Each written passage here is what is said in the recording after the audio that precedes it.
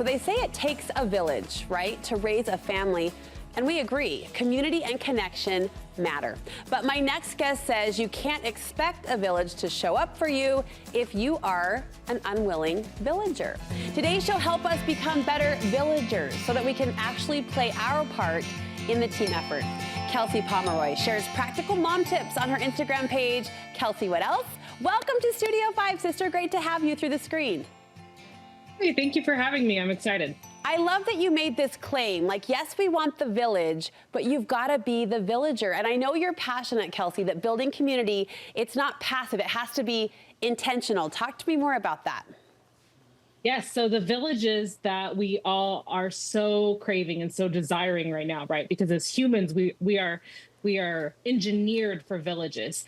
They don't happen to us, they happen because of us. They happen because of our actions. And when you're little, really, they do kind of happen to you. You're in school, you're with these neighborhood friends, and your parents put you in situations where you have friends. But when you're an adult, you really have to be intentional about building your village brick by brick. And this might sound, especially for someone who's maybe more introverted or even a little bit shy, it can feel overwhelming to think that I have to lean out, lean in, and seek that. But you say, no matter your age, no matter your experience, no matter your comfort, you can learn skills that will help you foster community.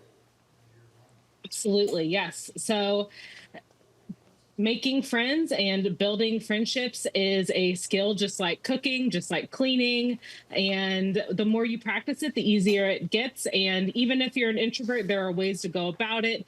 Joining certain groups where it's more activity based, or maybe trying to start that village online and not in person. But really, it's a skill that anybody can build. You may take a different path than somebody else. There might be more obstacles in your way than somebody else, just depending on your life situation. But it is a skill that anybody can do. You've compiled a list of beautiful and somewhat bold truths about villages that ultimately will help us all become better villagers. First on your list, villages don't spontaneously appear. They don't just magically brigadoon overnight and land in front of our face.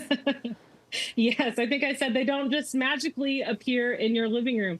But like I said, when you're a kid, it's almost like they do kind of magically appear. You'll be in your neighborhood or on the playground and suddenly you have a village. But when you're an adult, you have to go out and talk to the people, right? You can't make friends unless you are with the people. You can't be a part of a village if you don't go to the village. And here in the future of which we're living, it's really hard to get out because we've got grocery delivery. Our fridges can keep food good for have you seen our fridges compared to like European fridges or other fridges? They're huge, right? Right. We get all of our stuff, our groceries delivered. We're not doing all the things that we used to do going into our village. We can even work from home now. Yeah, it's ironic you have to go out there. It's ironic you use the grocery store example. I was just talking to a seasoned friend of mine who's lived a few more decades than I, and she was saying how much she misses the grocery aisle chatter, right? You referenced European fridges. Yes. They're going to the market every night to get a fresh loaf of bread. We can sit in our homes and eat well for 10 days. Thank you, Costco.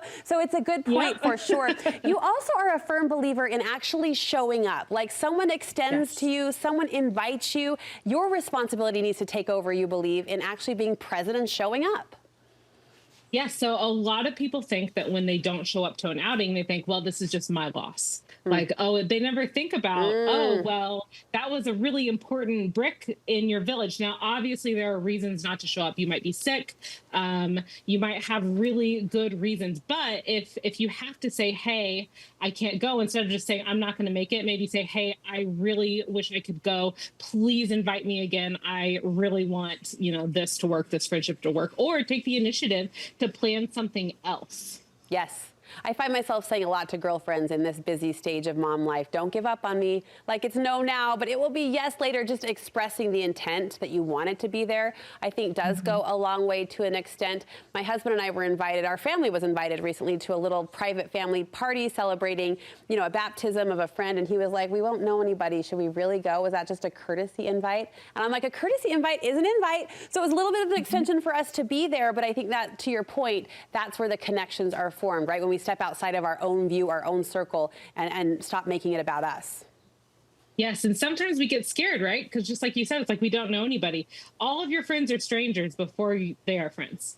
So Yes. that's just kind of how it is. And that is the scary part. But like I said, it's a skill you build. And the more you step out and do it, the easier it becomes. Your next truth is that good villages have commerce and trade. What do you mean by that? Yes. Yeah. So some people hear that and they think, oh, friendship is transactional. That's not right. We don't want it to be. Friendship is not a vending machine. It's not transactional. You don't put something in and immediately expect something out of equal value. No, it's reciprocal, not transactional. So that means that it's more like a garden that you're growing and you're growing it with somebody, but you both have to tend the garden because you're both eating from it.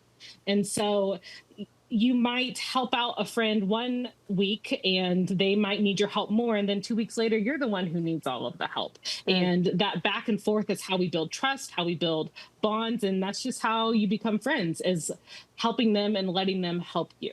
Can you think of an example, Kelsey, in your life when giving that help or accepting that help has forged this villaging connection that we're talking about? Yes. So of course, I have the extreme examples where my husband's on a work trip, my son was having breathing problems, had to go to the ER in the middle of the night. So I had to call my friend to watch my son while I go to the ER at 3 o'clock in the morning. I have examples like that, and vice versa, where I've showed up for my friends. But I think a more run-of-the-mill example is I was hosting this tea party for the Bridgerton premiere, and I was hosting all my friends doing this huge village event, and 3 of my villagers said, hey, we're going to come over an hour early because we know this is a lot. And they just came in, they jumped in, and they just started working, and it made it so much less stressful. So I was doing something for them and they came to show up early to help me. Love it. And yeah. Love it. I also love that you called them your villagers. Yes. That was cute. That was cute. Friends equal villagers. People equal villagers. Yeah, I think for people, if they need to reframe it that way, I can see where that would be helpful. Finally, 30 seconds left. Give us some thoughts on this truth. Villages require effort and consistency. Every time you show up for someone, every time you ask for help from somebody, you're building a brick and you're concreting that village, and you have to show up time and time again. And it's okay to be the first person to be asking.